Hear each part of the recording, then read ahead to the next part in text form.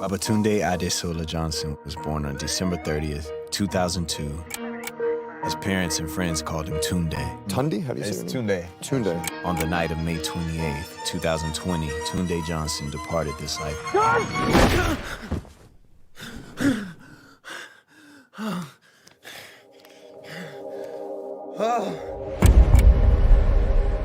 I'm black and gay. And even those two hate each other. People like Soren don't end up with people like you. They end up with girls like me.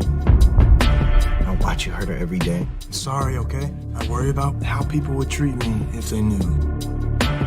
He's gay. No, he like me. Sorry. What are you talking about? Have you ever been stopped by the police? Did something happen? You comply and you stay silent. Your life is more important than your pride. Suffering like death is guaranteed. In fact, the only thing equal about us, really, is we all hurt the same. I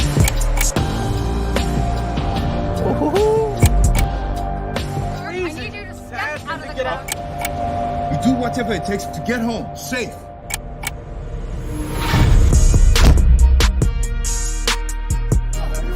Leave him alone!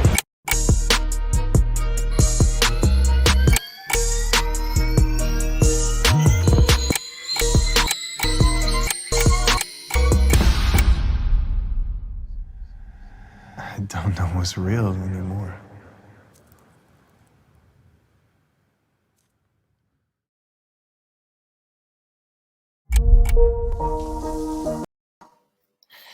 Hello, my name is Spiro Economopoulos and I am the Program Director for the Melbourne Queer Film Festival. What you just saw was a trailer for the film The Obituary of Tunde Johnson, which is playing as part of MQFF Together from March 11th to 21st. The film screening dates are Friday the 19th of March and Sunday the 21st.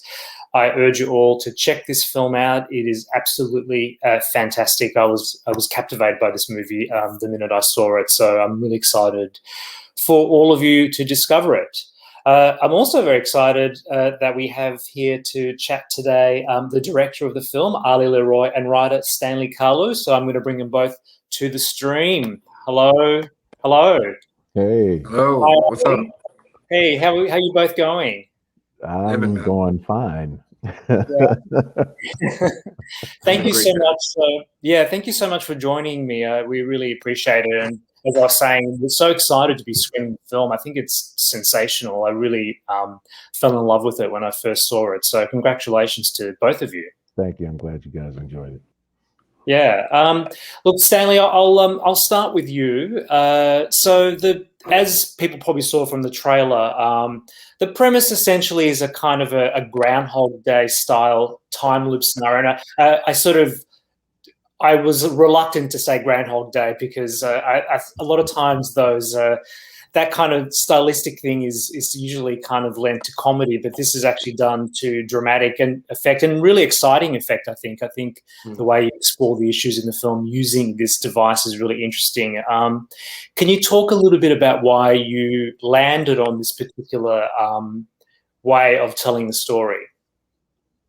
Yeah. You know, it's rather simple. I grew up as a majority my whole life, and I came to this country, and I was a minority, and I kept seeing people that look like me die every day on the news, and it just seemed like a time loop to me. So it's not really it didn't stem from like a film convention, just real life, that black bodies are destroyed by white supremacy on a day-to-day basis in this country. Yeah. I think it's very powerfully done, and I think the urgency of it is really effective in the film. So this is actually a debut feature for both of you. I know, Ali, you've worked in television quite a bit as well. How did you both, come together? I'm really curious to know how you sort of found each other and how the project basically found both of you as well. Well, Stanley wrote this script when he was 19 and a student at USC here in California, and he submitted it to a screenplay competition, the launch $1 million screenplay competition. The producers and promoters for that competition, Jason Schumann and Zach Green, I had worked with Jason before, and they brought me in as a judge. And so, I mean, they went through, a substantial number of submissions. They whittled it down to some finalists, and Stanley's script were amongst the top 10 scripts, and I was a huge advocate for it in the judging process. When that was over, I walked away, and some short time later, Zach and Jason rather would reach out to me and ask me if I was interested in directing, and that's when I kind of came back on to the project. And I just had a lot of enthusiasm for it, and I really loved the work. And then I met Stanley, and just was really impressed by him as an artist and him as a person. So it just, everything about it felt right. So we kind of got off, I think, on a very strong start creatively. Yeah, absolutely. Yeah, I think it's really amazing. And Ali as well. I'm really curious. Obviously, Stephen Silver, who plays the lead in the film, is really fantastic. In fact, the cast is really great. The casting is excellent. You're dealing with a mostly kind of teen cast as well, and I was curious, firstly, how Stephen came to the project, but also how you as a director sort of dealt with this group of younger actors as well. Well, I mean, we did, a fairly traditional sort of casting. The call went out, and we had a number of great actors come in, and in our casting process, one of the things that was just really important for me was finding out which two actors, who would eventually play the leads of Tunde and Soren, who really had, like a layered sort of chemistry. And that was a thing we needed to explore in the auditions. Are these two guys who, are presenting in these very shaded areas of the identity spectrum? Inside the story, Tunde is functionally out, although he hasn't spoken to his parents about it. And Soren is functionally closeted. There are probably friends amongst them, who may have some understanding of what these, what their relationship is. Marley certainly doesn't know. But it was very important to just really kind of get a nuanced and natural and an honest performance, and nothing that, even suggested, like these sort of two-dimensional tropes, and the way Stanley approached the material. Oh, sorry, I think we've lost Ali for a second there. Let's see. I'll maybe I'll leave Ali until he comes back on the stream again, and we'll get to you, Stanley, as well. Stanley, so one of the other things I was really curious about is, and I'll ask both of you at some point the same question. What was the moment for you as a writer when you're sort of thinking about this idea? What was the was there a scene that first came to mind for you when you started writing this, or was there a moment, or was there a visual motif that you thought, oh, I want to make this into a script? What was that key little point for you when that happened? I mean, I think it was really the 400 Blows. Wow. Okay. Yeah, because I had seen that in international cinema at USC, maybe freshman year, second semester, and that movie really changed my conception of film. It allowed me, it taught me that you can break all rules, and I love that movie so much, and the way it ended I thought was so confrontational, that incredible final sort of to camera moments, incredible. Right. Antoine's freeze frame was really big to me. So there was something about that, seeing that freeze frame that, which, not to spoil it, but, is in the end of the film and is a thematic thread, through. The idea that, a film is looking at you was the first kind of image, right? But in terms of concept, in terms of full concept, I came up with the idea of the time loop immediately. It was just one very big hit. I was listening to Frank Ocean's Blonde on a couch and it all struck me like very like at once that time loop, like queer time loop, police brutality. It was just one thought.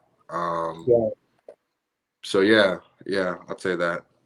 Okay. Yeah, Ali, I just asked Stanley a question, which was, and I asked you the same thing. In fact, was I asked Stanley what was that kind of, I guess, the seed for him in terms of writing the script, that little moment of inspiration that created that story. And actually, I'm kind of curious for yourself, when you read the script, was there a particular moment or scene in the script when you're reading when you thought, you know what, I really want to make this film, or this is like, was there this moment where you visualized something and thought this could be a great film?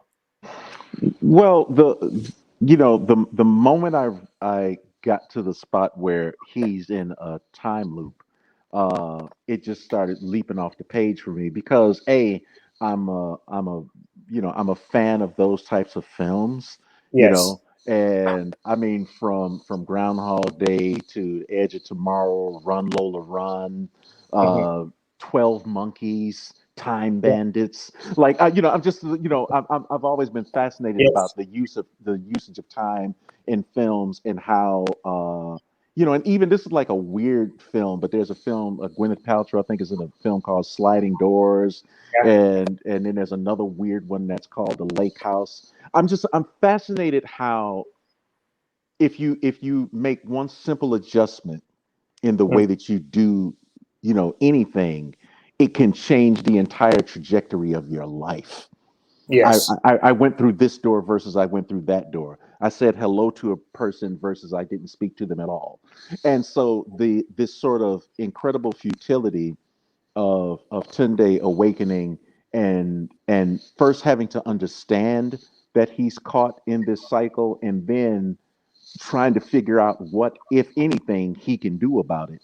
And then ultimately, coming to a conclusion in the experience, is just like an amazing thing to me. So when I saw that piece of the story, that it was a time loop and it was very, very layered, and it took the onus off of the violence story and really put it on this discovery.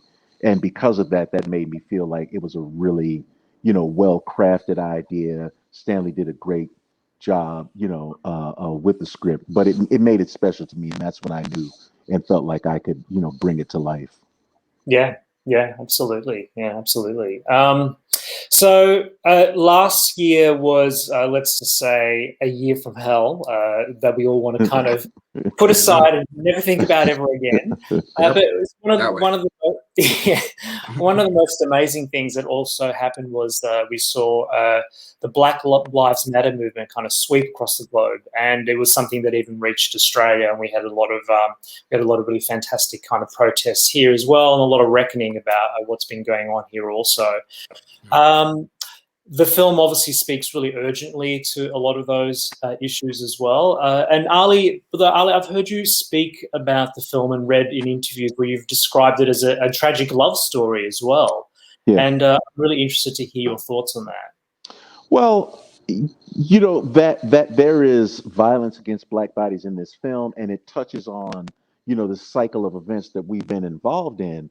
The reality is, if you took that part of the story out, the film could still be made as a real-time examination of this relationship between these two people. If you Yeah. took that part out, then it's just clips of violence. Yeah.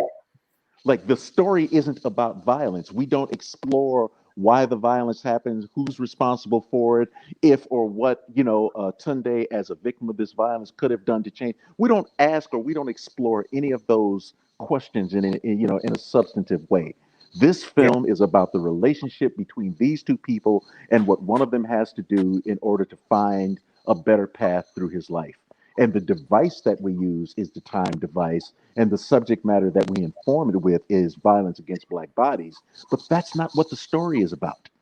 Yeah. Yeah. Yeah, I guess there's a more kind of psychological nuance to what that time Yeah, loop change does every day for this particular yeah, character in terms of his right, circumstances. right. Yeah. The story of Marley, Soren, and Yeah. most importantly Tunde is set against a backdrop. Yes.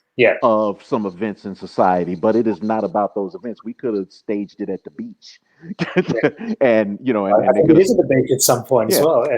Or like Russian Doll did a version of the same thing, So there are a lot of ways to situate, that type of story. So yeah, but ultimately, I'm always insistent to everyone that will listen to me that for me, it was really about these relationships and how that was going to play out, and the device and subject matter that we used, with the time loops and the police violence, Yeah. made it dramatic and really kind of made it of the now. Yeah. But Yeah. again, And I think yeah. Yeah, absolutely. Look, I absolutely agree, and I think actually there's something really important to tell that even though I think we're living in a time when coming out, for example, is something that's a little bit easier for young men, in a lot of sort of Western countries as well, it is still really difficult, and there's a lot of pressures there, and I think the film explores that in a really interesting way. Yeah. Yeah, absolutely. So, I mean, obviously, the film debuted actually, I think, at TIFF in 2019, from memory, and last year, the film started kind of rolling out to festivals. The time frame for the rollout obviously has been very, very difficult for all of us. As you know, I mean, I think for cinema and for festivals like ours, it's been a challenging year, one that we've all had to kind of adjust and find new ways of adapting to. How have you found, I guess, getting your film out there in this particular kind of environment? And have there been any opportunities that have come out of it, at least? Well, I mean, it's been a challenge because when we came out of TIFF, and we rolled into the first quarter of 2020, a lot of the deals that would have been made and the conversations that we can have were just really stalled and held up, and literally everyone's trying to figure out what are we going to do with our lives. Yeah. So the promotion of the film, was slowed, but in a lot of ways, and maybe I know Stanley has his feelings about this as well. I sometimes think that the fact that it was slowed actually, kind of shored up the importance, because, we crafted this story and got it in, got it on screens, and then the events that unfolded in the wake of this film coming out really sort of supported, the story, the subject matter, the execution of it. So I really, in an odd way, feel good about the fact that it took a little while. I don't like the difficulties, the nature of the beast that the business is. It's always, annoying how some of those things play out, but I don't think it has harmed the material at all. And I think it has even possibly become more urgent and more important now than it might have, felt if we had, come out, wide release in, March or whatever of 2020. So. Yeah, I mean, I guess it's certainly amplified a lot of what is going on at the moment as well. Right. It's kind of like a "see, I told you so." Wow. Well, look, thank you both so much for joining me. I really, really appreciate you both taking the time out. Again, I think the film is really wonderful and a very exciting movie. So we're really thrilled to have it as part of the festival. And, I really wish you both the best of luck with your next projects as well. Keep an eye out for Stanley Kalu. You're going to be hearing a lot more from him. Oh, I have no doubt. Stanley, thank you so much. And Ali, it's been an absolute pleasure. Thank you. Pleasure. Right. Thank you. Appreciate it. Bye-bye. Thank you. Bye. Cheers.